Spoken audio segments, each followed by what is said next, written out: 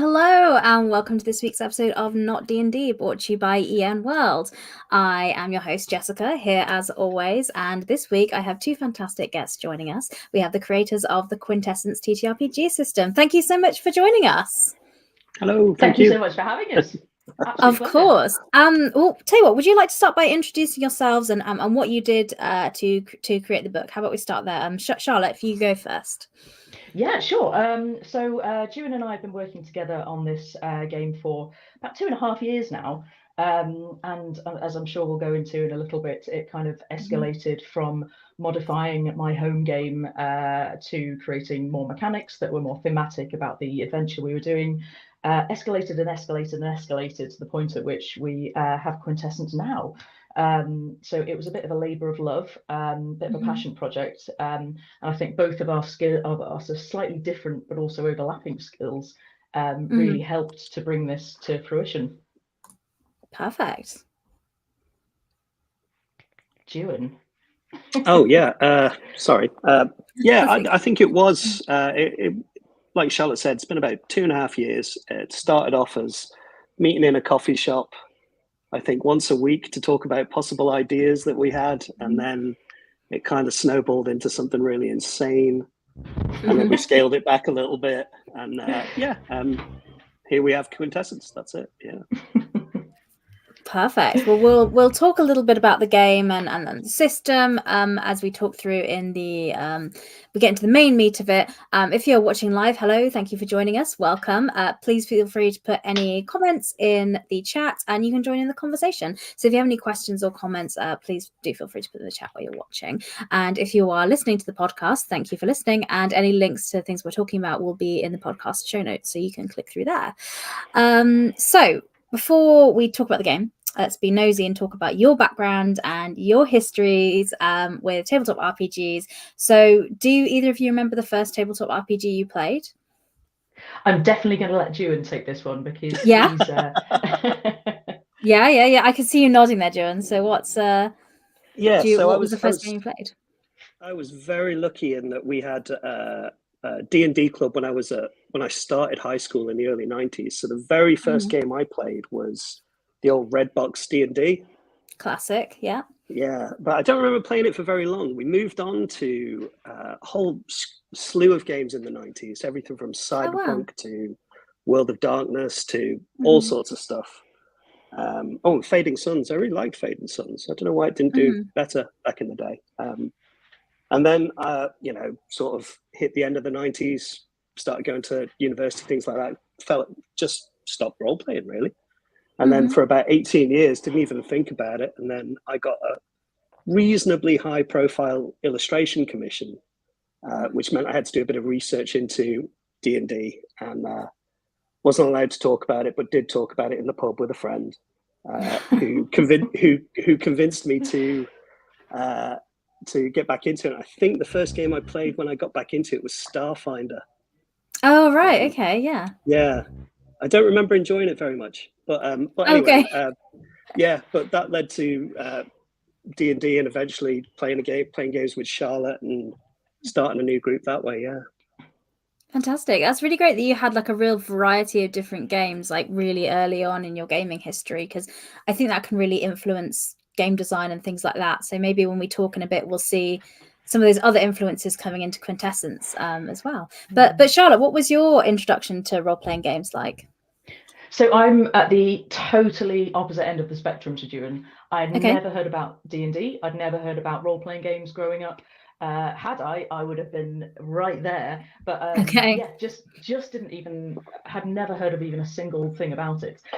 So I was one of these new people that found out about D&D even being a hobby through Geek and Sundry, because we'd started to, my partner and I, get quite into board games. So we were looking for more and more exciting board games. And as you know, sort of about, 10, 15 years ago, there's a big resurgence. So we found lots of information about different board games through Geek and Sundry, and I'm one of those people that found out about D&D through good old Critical Role. Nice. And the first time I just happened upon this stream, I didn't have a clue what was happening, not a single clue. It was like in the middle of the session.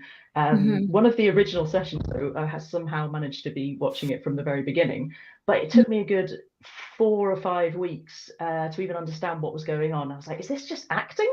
Is this a game? They're saying these weird things like D20s and natty 20s. I was like, what on earth are they talking about? So yeah, it was a bit of confusion at first, but absolute just enthrallment. So I was absolutely hooked from that point.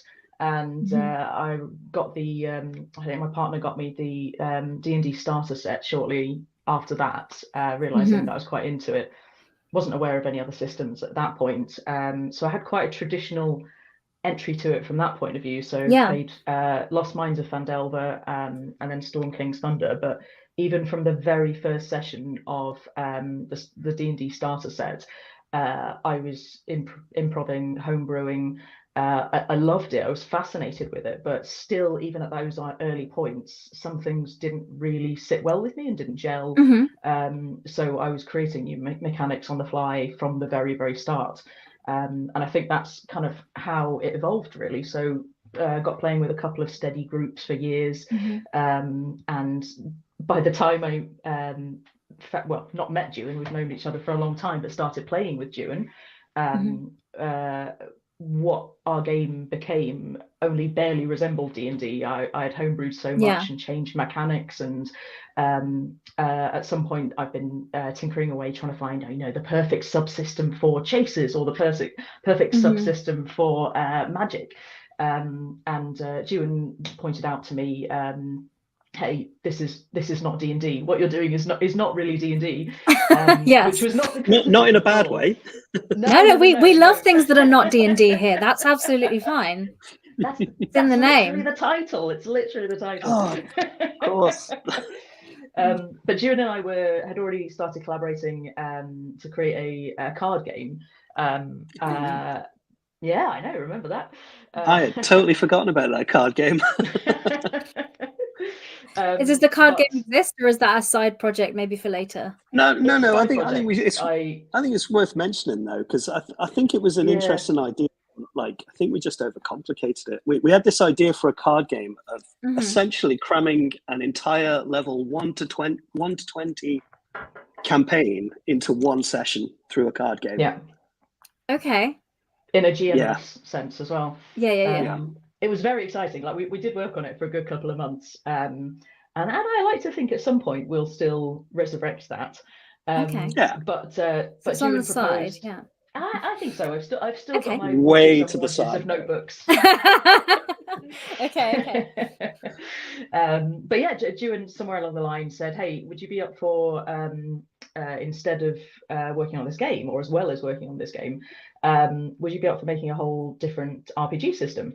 And I thought it was absolutely crazy at first, and just didn't even think about that. And then after a bit of coaxing and Ewan pointing out all the different parts about my current game that weren't D&D, I thought, yeah, do you know what? I'm trying to. Oh, I'm not good at sayings. I'm trying to fit a lemon into a shoe. Let's say that. There you go. Yeah. That's pretty good. Yep. Thank you. I was trying to force it. Yeah.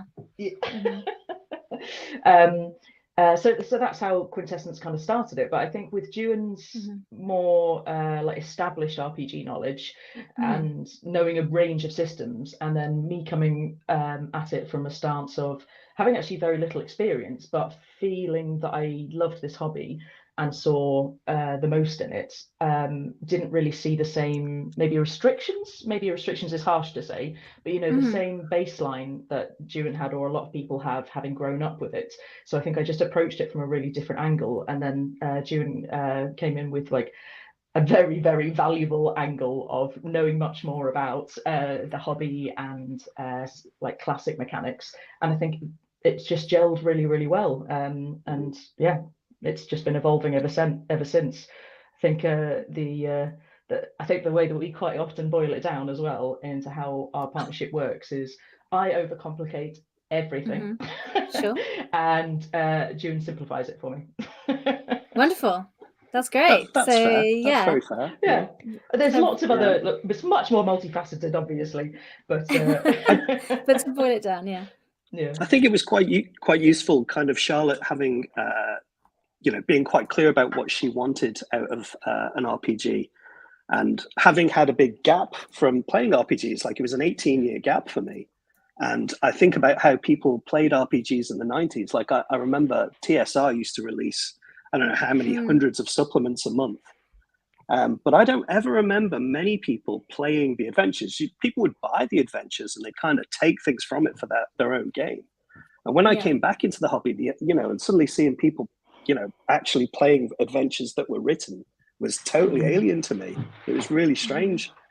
So it was quite good having those two kind of points of view coming together, so we could then kind of amalgamate it all. And it's worth pointing out that Charlotte and I both work very, very differently.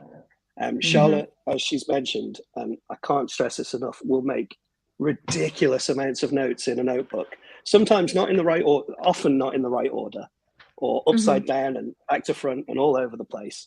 And I tend to write things quite as succinctly as possible on a computer. So sometimes it works quite well, but we both have the same, with Quintessence, and I think even with the card game we were developing, we both had the same kind of design ideology, which was, is it fun? That was fundamentally, if it's not fun, let's not do it. It doesn't matter how complicated it is. If it's not fun, don't do it. I think that's quite a good philosophy to start from to design a game. Absolutely. So but tell you what, let's dig into it. So that's very much given us a great setup and a background into to why you made Quintessence there. So it's very much a toolkit TTRPG system. So it's not attached to any particular setting. Obviously from D&D, it's very much a classic fantasy setting. Why is it you decided to make it this toolkit instead of in a specific world?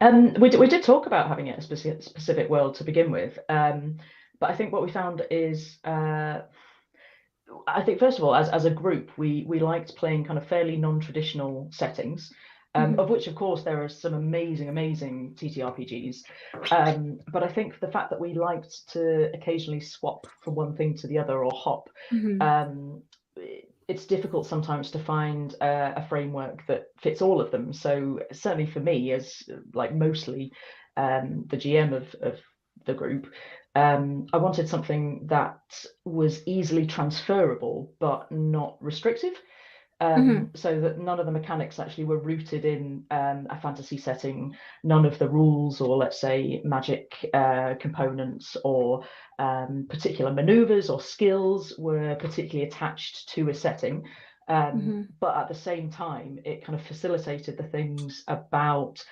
RPGs as a whole that we both appreciated. So those things were like being quite narrative forward, character driven, having actually like quite dramatic and fast paced cinematic action, and the kind of games I was finding that did all of those things but also were flexible for multiple systems. There was just nothing exactly what we were looking for, basically. I don't know if June has a slightly different take on it.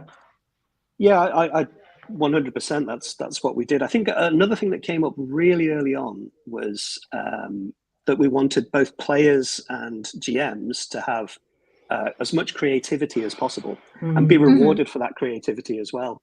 A good example is, if I'll use D&D as the example. If somebody's got to make a saving throw or a skill check or something like that, it's very specific, rather than, well, how do you actually want to solve this?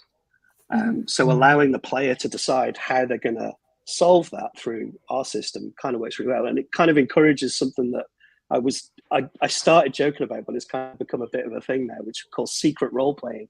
If you've got somebody in your group who is maybe not that good at role playing, or not that, doesn't quite understand it, but likes rolling dice and things like that, kind of encourages them to think about what their character would do and how they would solve a problem. So that works really well. It also, I feel like another thing that kind of happened, I think fairly late on when we were designing it, was kind of taking the pressure off the GM a little bit. If you're designing a setting and a campaign, it's a lot of work for the GM. So particularly with our perks and quirks, we don't have any kind of written abilities. That's down to the player to come up with. So it takes the edge off the GM having to design all this extra stuff before you even get to the game that you're going to play. Perfect. Yeah, absolutely. And I think just to sort of add to that idea of that notion of creativity and encouraging players' creativity and agency, I think we seem to always play with players who are very creative. They're very improvise, happy, yes, but they put a little personal flair on everything they do, even if they've got a set spell list or set weapons and armor.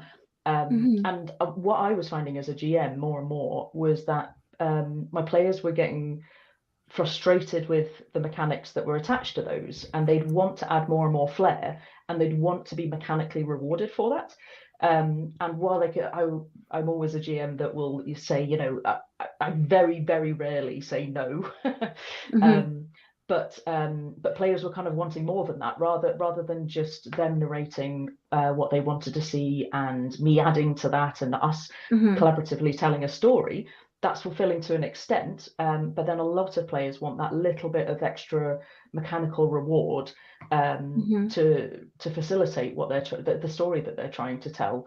And for things like D&D and some other systems, those things just weren't gelling. It was well, that doesn't quite work like that, or the thing that you're trying to say is actually a slightly different mechanic, and I could just see players getting more and more frustrated with certain mechanics and systems that were sort of stifling their creativity rather than just letting them run wild with it. Sure. Well, talking about the mechanics, let's dig into what it is. So the core resolution mechanic is you've gone for a dice pool framework. So could you just give a summary of what that is and why you chose that approach? Yeah, sure. So dice pools, I think we worked out really, really early on when we were thinking about how the system would work, that rolling a big handful of dice versus one dice is way more fun. Yeah. And when we were playtesting it with our group, one of our players, just the glee she got on her face when she just had this huge handful of dice it was like, right, okay, that's definitely a thing. Yeah. In terms of dice, I'll say it before Charlotte does. I am full on a dice goblin. I have a huge jar of dice, and it is actually a problem. So part of me wanted to, yeah, exactly. I don't think there's anything wrong with it. It's not a problem. No, yeah, it's fine. No, exactly. See, Charlotte, I told you. This is a safe space. Yeah. Okay. We could talk. But we also realised that by having a dice pool system, rather than using just one kind of dice, we could actually utilise pretty much all the dice in a certain way. So when you're kind of building your pool, you're thinking about, okay, am I rolling a d4 for this? So that you've basically got to get 4 or over on any dice, and each dice with a 4 or over counts as a success. There's a few other things on top of it, but that's fundamentally it. And however many successes you get determines how well you've done it. So you've got to make your mind up. If you're going to use, say you've got one of your approaches is like 3d4 and the other one is 4d6, you combine them together and you roll it. But are you going to go with the d4 where it's harder? If you do roll the highest number on any dice, that counts as 2 successes. And if you roll the lowest number on a dice, that's a fail. It subtracts one of your successes. So it's kind of a risk reward type thing. And you can add your perks to it, so that can add to your handful of dice. And that's essentially how you resolve a problem based on a number that the GM has set. They might not tell you the number. Charlotte knows the number. Yes, but it depends on the situation. Yeah, true. No, I think you're exactly right. I think you definitely do have slightly more of an addiction to dice than I do. No shame. But I think one thing that I was really keen about in terms of a dice pool is with something like a D20 system. I feel like the risk reward is slightly off balance. Yes, you can have modifiers. Yes, you can have advantage, disadvantage, and I think all those things drastically help.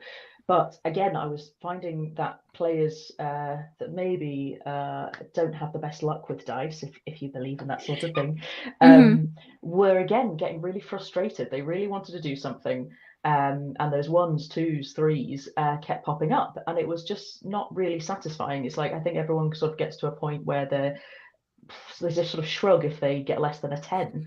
And the amount of options you get for being heroic or just doing something astounding just didn't feel as balanced as it could do. So I think what we did was start from a baseline of whatever character you create, and every single character is going to be unique with unique skills, perks, quirks.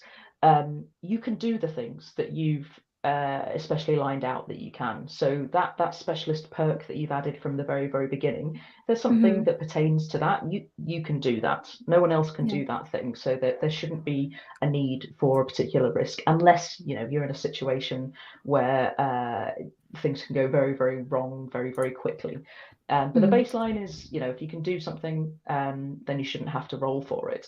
And then on top of that, with a dice pool, it's almost kind of it's so much less likely that you're going to roll a critical fail, that when you do, it actually is meaningful and exciting, rather than just arbitrary and, oh well, I had a 5% chance of doing that and I seem to keep doing that all the time.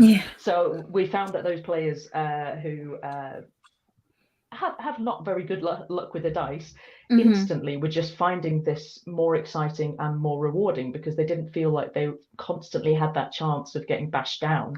And at the end of the day, like June was saying at the beginning, RPGs should be fun. I mean, any game you should play should be fun. So anything that frustrates that unnecessarily, we just wanted to wipe out.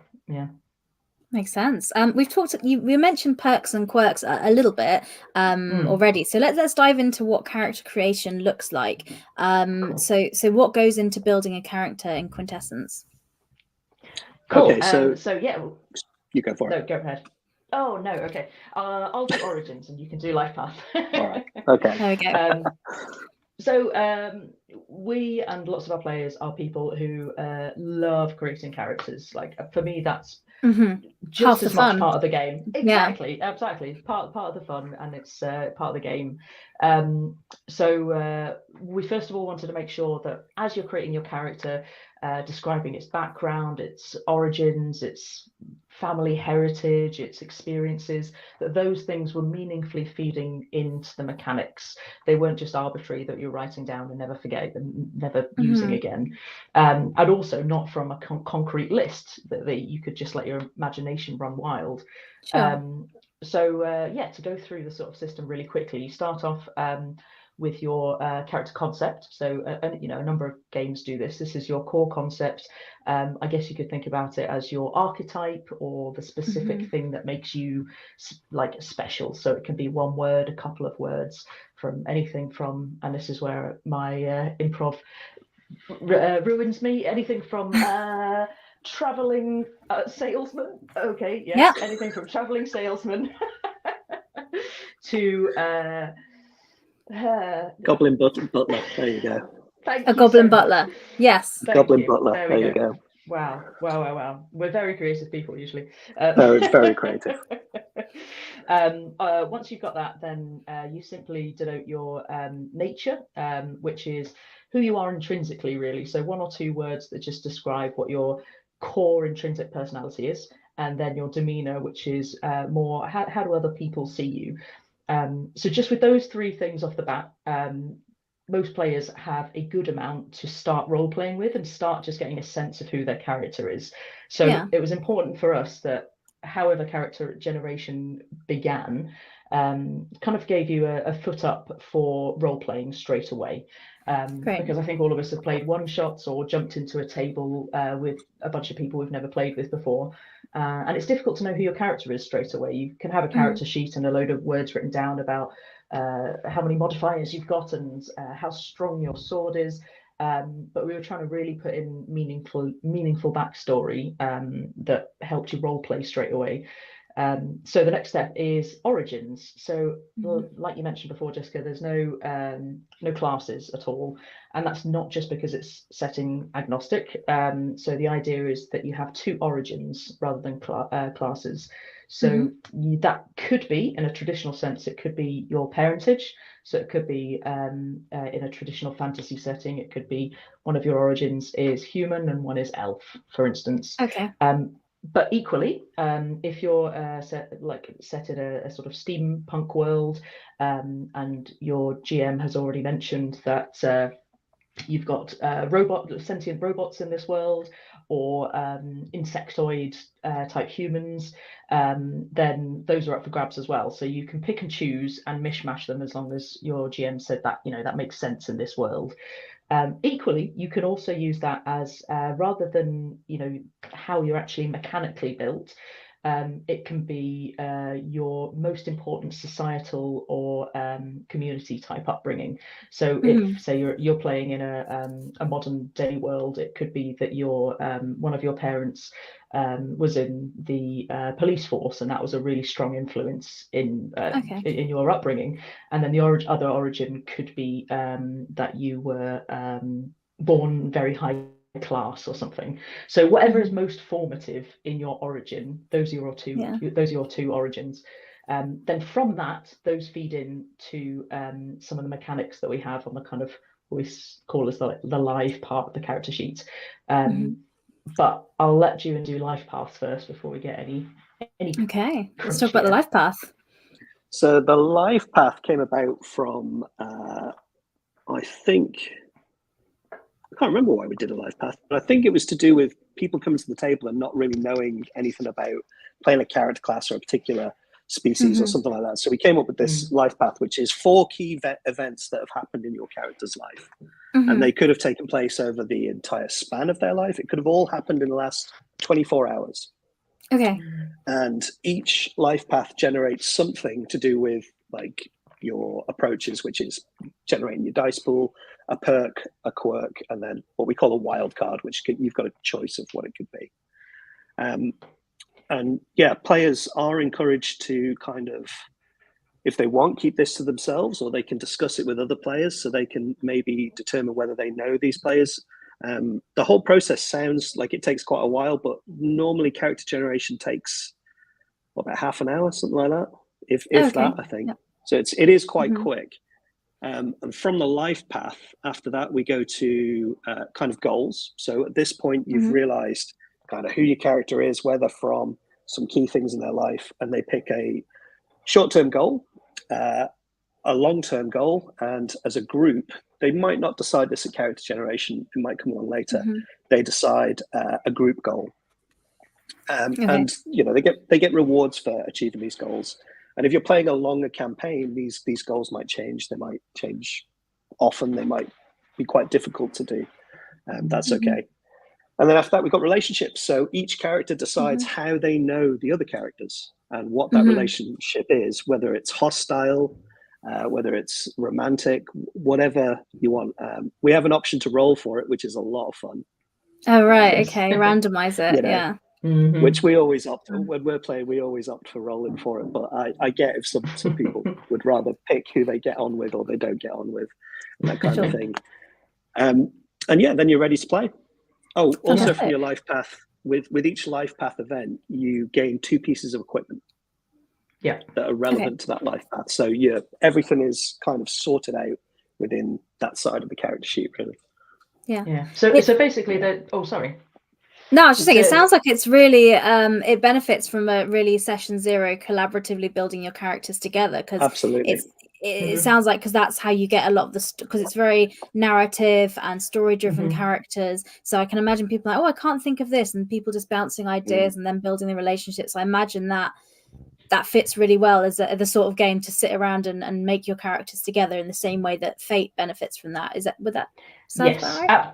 Absolutely. And actually what we encourage and have done often is have that discussion at a session 0, and then the GM can feed off that, discuss individually with players or as a group, so that actually you're building the campaign together from scratch. So you might only find out after you've built your character what your main goal is and what other characters you're connected with. Once your GM knows that information, that's a massive cornerstone to start building adventures around what your character's goals are. So everything kind of feeds into each other really simply. So yeah, absolutely, like character relationships and collaboration was a massive thing that we were trying to reinforce at every stage of this journey, really. Yeah. And I suppose that goals bit is part of what you were saying. You wanted to take the pressure off the GM in as many places as you can, because I suppose that's just a really nice flag to give you some plot points in your story that you're building, and a way for your players to say, hey, I'm interested in exploring this, like in a really transparent way. So yeah, no, that sounds really cool. I love that. Speaking about the game, and I'm going to go a bit more back to mechanics now. We kind of understand characters a bit, because I want to talk about how you approach combat in the system. So if somebody's used to like kind of Dungeons and Dragons for that, and I know not every setting will have magic in it, but a setting could. So how have you looked at magic within the system as well? Yeah, I suppose just before we get to that, we should just precursor how you build your dice pool, because really once you understand how you build your dice pool, the rest of it unfolds really, really easily. So the core dice pool underscores every other mechanic. So basically you have 4 affinities, which we have based off the 4 elements. And then within those 4 affinities, you have what we call approaches. So these are literal approaches. So rather than saying, I want to tackle whatever is in front of me, this obstacle, this challenge, this monster, with strength or with intelligence, we encourage kind of like a more descriptive narrative approach. So we have approaches such as grace, subtlety, spark, passion, curiosity, and they're purposefully vague, basically, without that's not meant to sound negative, but they're supposed to be open to interpretation. So yeah, absolutely, you can interpret them however you want. You always choose 2 approaches, and your approaches will tell you what your dice pool is, basically. So you'll say, okay, well, there's a big boulder in front of me. I'm not a very strong person. I'm more cunning and precise with small instruments. Instead of trying to move it, I'm going to take a tiny little pick and just try and figure out where the weakest point of it is and jam it in. And with the tiniest tap, I'm going to find its weakness and it'll split away. So that could be your first step, describing you want to do. And then you can have a look at the approaches and say, okay, well, which approaches help describe that? I might use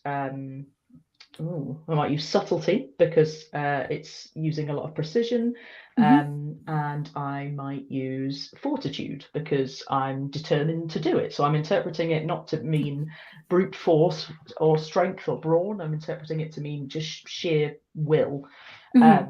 So that would form my dice pool. I would roll, and then the number of 4 pluses on the dice are the number of successes.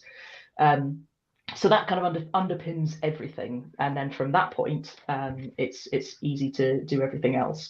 Juan, do you want to explain the freeform magic system, because I think that's one of your favourites, isn't it? And that leads on quite nicely. I was really pleased when we kind of nailed the magic system. So magic, if you're playing in a world where magic doesn't exist, this still works. We just call them endeavors, which are kind of abilities you might want to use that kind of work on the same system but don't have that kind of magical spark. But I'll talk about it in terms of magic. So say you've chosen a perk that allows you to cast magic spells, and you decide my perk is magic and I can cast fire spells, and we'll use the boulder as an example. The boulder's in the way, and you think, right, I'm going to use magic to melt this boulder with my fire magic. So what you would do is, we have a very simple little handout that specifies a bunch of different factors in making a spell. I think there's about 6 of them. The base difficulty for any magic spell or any endeavor is 4. So you need 4 successes before you do anything, right? Okay. So you would pick your 2 approaches, you would add your magical perk onto it, you've got your dice pool, and then you would say, okay, well, I'm trying to melt this boulder. So it's 1 target, so that would add +1 to the difficulty. I'm trying to do damage to it, so we'll say it's not much damage, we might say that adds another 1. And so it's fairly, you've got time to do it, so your difficulty is 6, okay? Now, the way magic works is you don't have to get six successes. Well, I shouldn't have chosen 6. There's a lot of S's there, isn't there? Oh well, the boulder's fairly big, so you can add an extra 2. Well, let's make it 8 successes. There you go. You need 8 successes to melt this boulder, right? So you don't have to get that. You don't have to get it all in one roll. So you can roll it, and let's say you get 4 successes. Now you can spend. We have this pool called Vigor, which is kind of your life force and your energy and everything else. Okay. And you spend a point of Vigor, and you can roll again. And whatever successes you get, you can add to this. So once you've mastered that kind of spell, you can cast that spell again. Next time you cast it, it's 1 difficulty less. So if you're trying to melt another boulder, it would be 7 rather than 8, to a minimum of 4. And this way, players are kind of building spells up on the fly. So you'd write this down, what approaches you used, the difficulty of it, what it does, etc., etc. And so players, even when we've done kind of play tests or one-shots, players who can use magic often end up with a big stack of spells by the end of it, because we did a play test for the setting we're kind of developing at the moment a couple of weeks ago. And one guy who'd never played it before, he got so into the magic system, even though we were only playing for 2.5 hours, he had 9 spells that he'd created. Oh, nice. Which is nuts. Amazing. Absolutely nuts. But yeah, basically having that theme gives the player kind of a framework to figure out what they can do and be quite inventive with it as well. Instead of melting the rock, they could have made heat, make the rock rise up from the ground, perhaps. The possibilities are kind of endless. So the magic system, I'm really pleased with the magic system. I think it's great fun. It sounds very creative and free. That's it really. It's really creative. So as long as you have that perk to begin with that allows you to basically, you've unlocked it, you've unlocked that ability, you can be as creative as you want, and you're basically solving problems in very ingenious and fun ways. And the other thing is that you can attempt anything. So it never feels particularly OP at any point. So you could attempt to, if you had a magic perk unlocked, you could attempt to summon the moon from the sky if you wanted to, but the moon is incredibly far away. So that's going to add extra difficulty. The moon is enormous, so it's going to add extra difficulty. So in trying to attempt to pull the moon from the sky, there's a chance that you will roll a critical fail in between, because you're making a series of dice pool rolls to get to it. And if you critical fail at any point, then that's the spell fizzled out and gone. And like Juin said, you're spending a point of vigor every single time you roll. So again, you might summon the moon from the sky, but you might die in doing so because it's taken so long and cost you absolutely every fiber of your being. So that way it's really nice that it doesn't limit players when they've got these amazing things, but there's always consequences.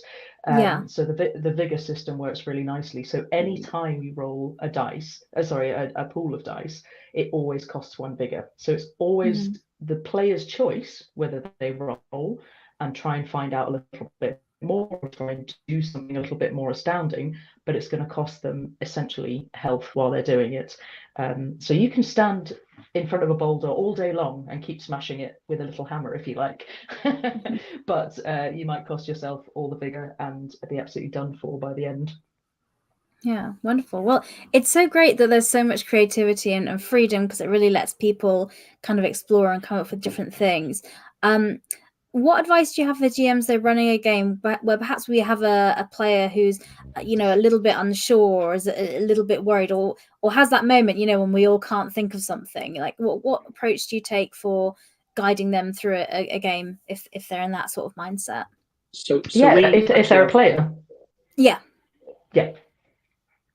So we have a bit of a system for this called Notions. So during any kind of encounter in the game, the player can spend an experience point, and you gain experience points through different ways. They're kind of like a currency and something you can use to build dice pools up with as well. They're quite tangible within the game. You can spend an experience point to gain a notion, which is a 1-word prompt that you can use to describe or add to your dice pool anything you want to do. So it's kind of, you're building all this extra stuff up, but also the GM can also offer, maybe if they're a bit more familiar with the system, they might say, well, you've done this before, maybe try that. But yeah, the notion system's pretty good in general, we found.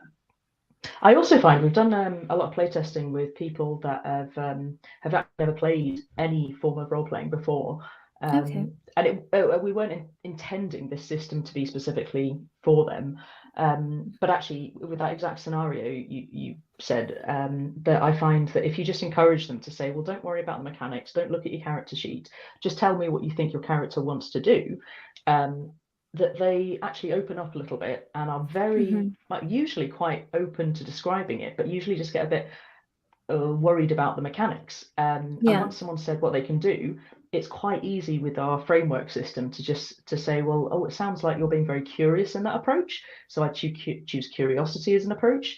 And maybe it sounds like actually you're really het up about something, like you're trying to rescue somebody that you're absolutely in love with, so maybe you use passion.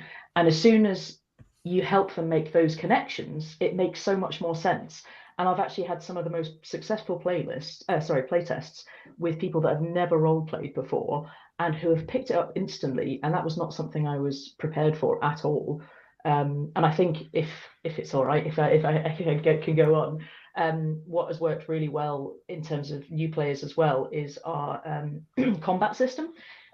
So we don't actually call it combat system, but action instead, because I was very, very keen that it wasn't just focused on combat and violence, but there were other opportunities for excitement and cinematic drama in a game. So I personally have always been a massive fan of GMing chase scenes. I think that's super, super fun. And you never know what's going to happen. It's fast paced, or should be fast paced, adds a lovely bit of drama without necessarily just going all hack and slashy. Also a really big fan of environmental hazards and weather in terms of traveling and things. So what we've done is sort of amalgamate all those basically time-based events. So things at which you have to know who goes first, what's happening next, because it's going to unfold rapidly. So what we've done is totally scrap initiative. I think we both were becoming increasingly frustrated about how many systems just use the kind of initiative system where you are in a set turn for that whole round, if not all of combat, because, as I'm sure you know, some people can sit there at a table for half an hour waiting for their turn, by which point someone's gone on their phone and is on Amazon or has forgotten what's happened, and you have to recap the whole scenario again. So with our action tracker, we basically have steps of time. So on our character sheet, we basically count from 1 to 20. You always start at 1, so the GM will always announce what step you're on. So you say, we're on step 1, what is everybody doing? You'll narrate the scenario, explain what's going on, and then players can essentially go whenever they like. What they've got at their disposal is always a simple, a regular, and a complex action, which takes either 1, 2, or 3 steps respectively on that action tracker. So on step 1, something might be happening, and one person maybe wants to rush in and go after someone straight away, maybe throw a dagger, let's say, for a classic fantasy example. So it's going to be really quick, they're going to throw their dagger. The GM asks what everybody is doing simultaneously. Someone else might say, well, actually, I'm going to crouch behind this rock. I'm going to start casting a spell, but I'm not going to be able to cast it until step 3. So I'm just getting all my components out of my pouches, and I'm just starting to mix them all together. And then come step 3, where the GM announces what step they're on, and the player says, well, it's finally ready. This is what it looks like. And then they can roll for it. And what's lovely about that is that you're never locked into where you want to go. You can constantly react to what's happening. So even if you're that player crouched behind a rock, saving a big complex action, and all of a sudden a giant spider falls from the ceiling, it maybe is no longer appropriate to be creating some kind of potion in your hand, and instead you either want to roll our way out of the spider or just try and cut its web or something. So you say, okay, well, scrap that, I'm grabbing my sword and I'm slicing. So it gives you that flexibility all the time. And what we find is it is so fast, and yet everybody is doing something at every time. There's almost no downtime. There's certainly no time for players to forget what's happening or phase out. But what happens is players become incredibly collaborative. They're listening to one another. They're saying, oh, well, if you're going to do that, I'll back you up and do this, and making a plan as it goes. So it's incredibly frenetic, incredibly exciting, and very, very fast paced. So you can go through, I would say, 8 to 10 rounds of combat, if it is combat, of action, in barely half an hour. So you can get through a good amount of action scenes in a whole session, which is so much more rewarding, I find, and I think actually forces the action parts of RPGs to actually be the most fast-paced, exciting parts of the game. Whereas I think with a lot of RPGs, actually it becomes the most stilted and boring part of it because everyone's sat around waiting for something to happen. But yeah, like I said, that can work just as well for environmental hazards and chases. So with the chase scene, basically you can be in combat until, let's say, round 8, and then all of a sudden, if you're fighting that spider but the spider runs away, all of a sudden your action tracker has gone from just tracking what stage of combat you're on to actually being essentially a distance map. So now you're making speed checks, and all you've got to do is catch up with where that spider is. And once you're on the same space, the same action tracker space as the spider, then you've caught them. So it transitions seamlessly, which I think is something that's quite unique and exciting. Yeah, that sounds really interesting. My GM brain is thinking about a lot of possibilities with that as well, because what you mentioned about weather and the environment, you can know that at this point this thing is going to happen, because I know that, say we're fighting on a bridge or something, I know at some point the bridge is going to give out. So as a GM, I could know when we get to here the bridge is going to break. But you know, things like that, you can have world interactions. So that sounds really interesting. As GM, you can pre-plan the entire encounter, so you can determine when your antagonists are actually going to attack on your action bar. So you don't actually have to, you can act on the fly if you absolutely want to, but you can plan the whole encounter out so that you're just trying to help the players along, and you're not really worrying too much because you've already planned how the encounter is going to go. Yeah, it just really massively reduces the cognitive load. Like you said, you can change it on the fly, but just knowing that that's there ready and waiting to go is just a massive relief. And it also means you've just got encounters pre-planned that then you can reskin, so you know when something's going to act, but maybe it was a spider, but maybe they've gone down a different direction now, so all of a sudden it's a troll, but it's acting on the same steps that your spider was going to go. So it's just really, really easy for GM planning. Beautiful. Another thing I do want to talk about is because the book is out, it exists, so people can get a copy. The website, so if you're listening and if it's been of interest, Quintessence TTRPG.com is where you can pick up PDFs or physical real life books. I saw some of them at the UK Games Expo, and they are very, very pretty little tomes there as well. So one thing I want to talk about is the artwork and the visual design of the game, because I think that can be an interesting challenge when you're not tied to a specific setting. Because obviously if you're doing a particular theme or setting for a book, you're like, well, this is obviously what it's going to be. But as we've mentioned, this is very much a toolkit for people to create whatever worlds and environments they'd like. So how did you decide, the visual look and feel of the book with this in mind? That is a good question. So Charlotte and I both come from kind of illustration type backgrounds. I've been an illustrator for nearly 20 years. Makes me sound really old. But sounds like you've got lots of XP. That's what that sounds like. That's a good way of putting it. I like that. Yeah. I think we decided really early on, because we weren't sure about, we knew we wanted to make a physical book. That was hugely important. Definitely to both of us, I think. And we realized early on that keeping printing costs down would be good. So we decided on black and white for the artwork. And also it's much quicker to produce black and white artwork than it is digital paintings or physical paintings or anything like that. Also, what kind of happened after we'd done a few pieces of artwork is Charlotte and I, to begin with, we had two very different styles, which worked well together, but the black and white really held it together really well. And I think as we went through the book, because I think there's close to 80 illustrations in the book. There's quite a lot. Yeah, it's very, it's very art heavy as you flick through. Yeah. In hindsight, maybe we should have done less art, but anyway. No, in a good way. I meant like in its No, sorry. okay. Yeah. No, it's okay.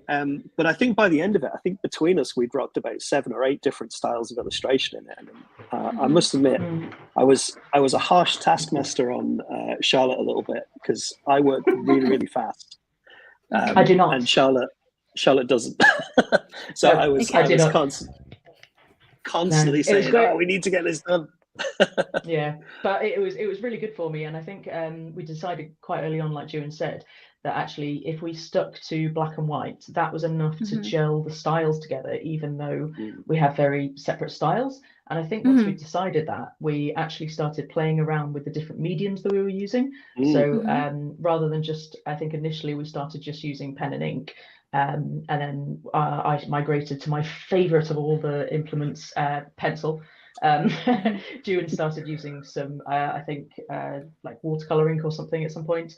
I started acrylic inks. Some digital stuff, acrylic inks, and we loosened up a little bit, I think, after a few, to actually, although you can definitely tell that they're different styles, or different artists, we sort of span a couple of different styles, so it's not immediately obvious that it's just done by 2 illustrators, I think.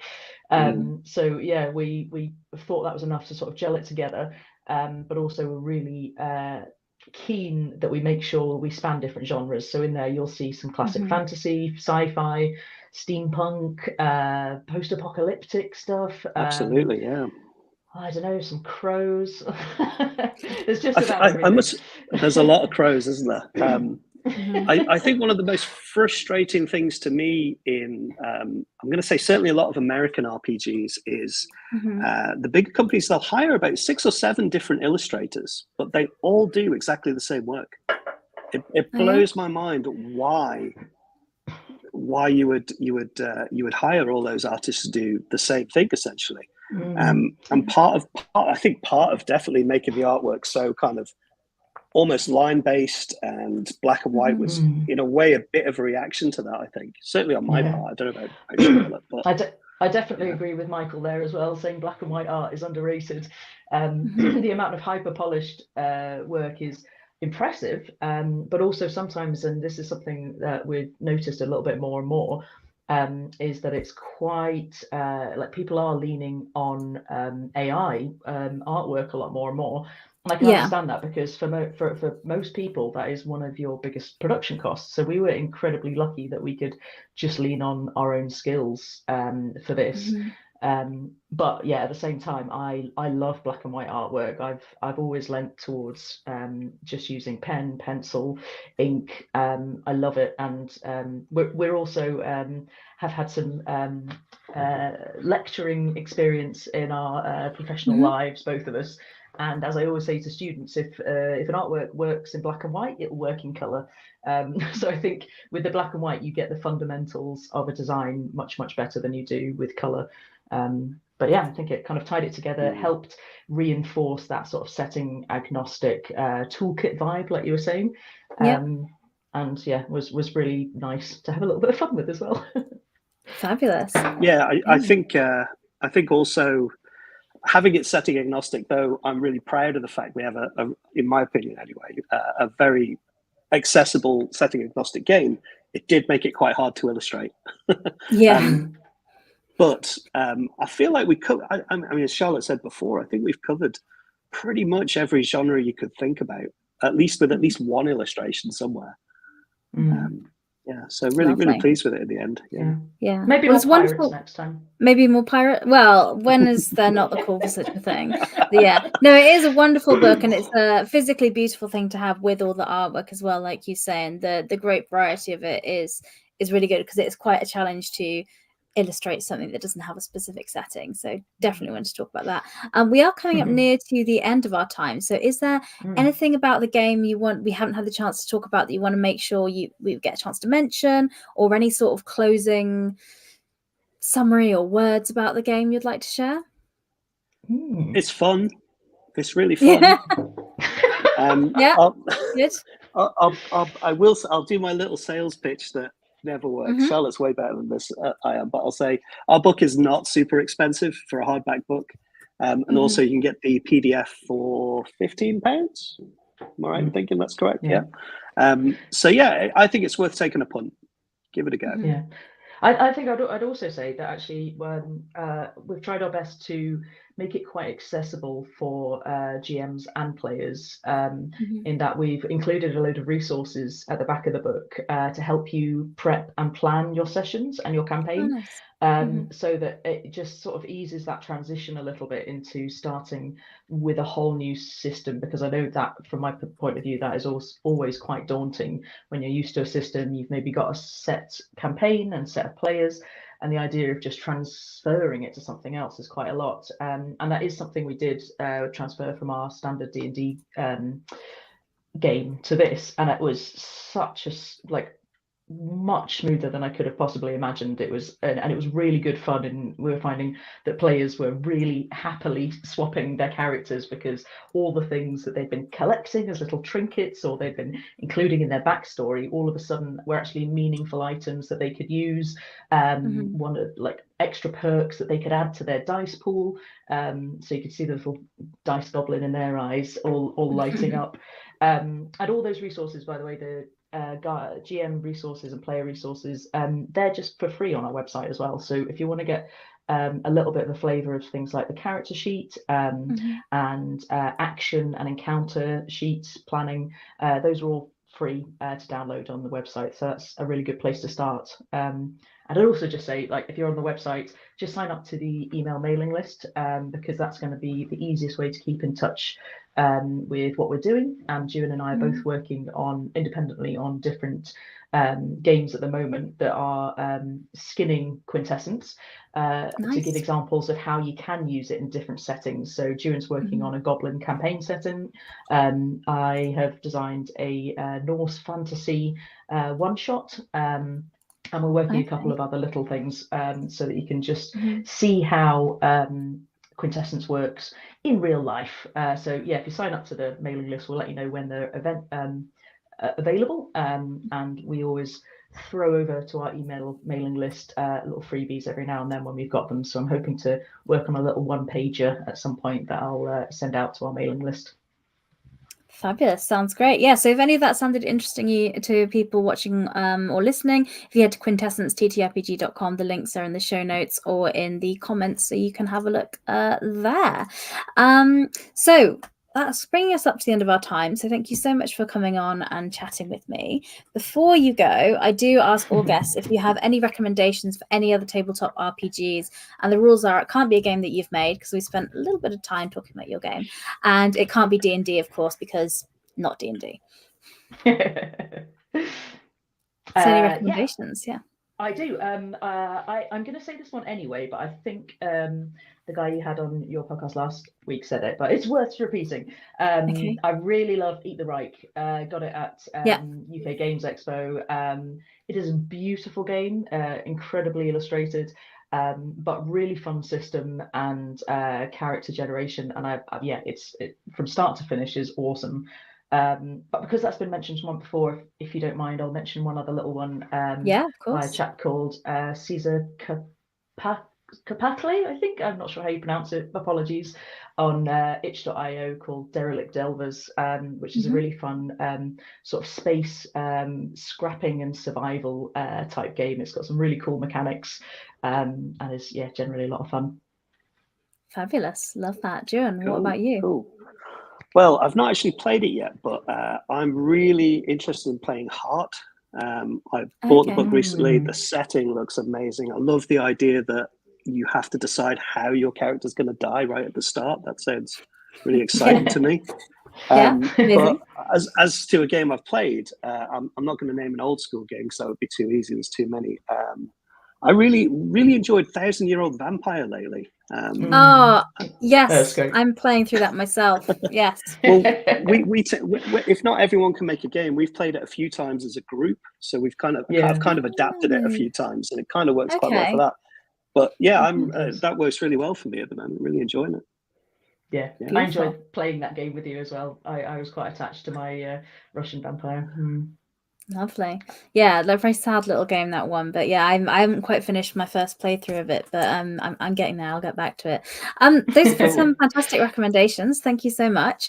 Thank you for coming on and chatting to me. And I wish you both the best with Quintessence, and excited to see what comes next for the systems. It's great to hear that you've got plans for it going forward.